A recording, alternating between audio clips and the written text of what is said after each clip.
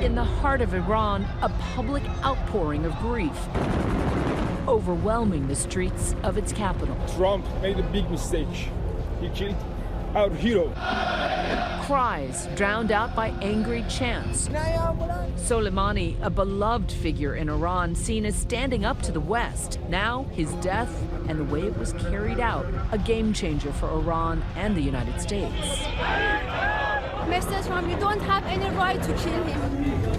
My colleague, Martha Raddatz, one of the few Western journalists allowed in the country. This procession's so packed you can barely move, but the emotion is everywhere. People have a very strong message for America.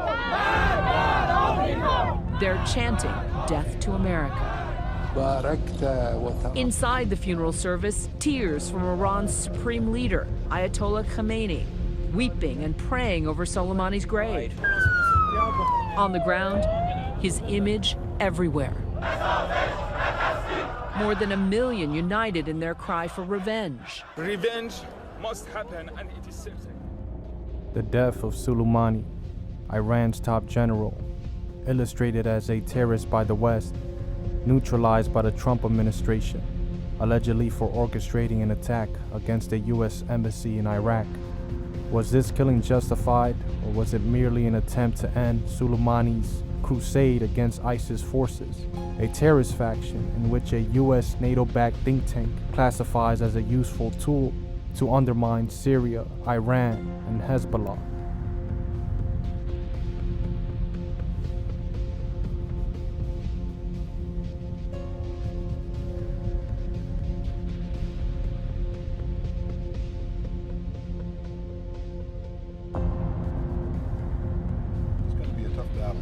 And at its most fundamental level, to succeed, it will have to go not against only the terrorists themselves, but against the states, the regimes, the terror regimes that make the terror network possible. And I have no doubt that it can muster a global attack,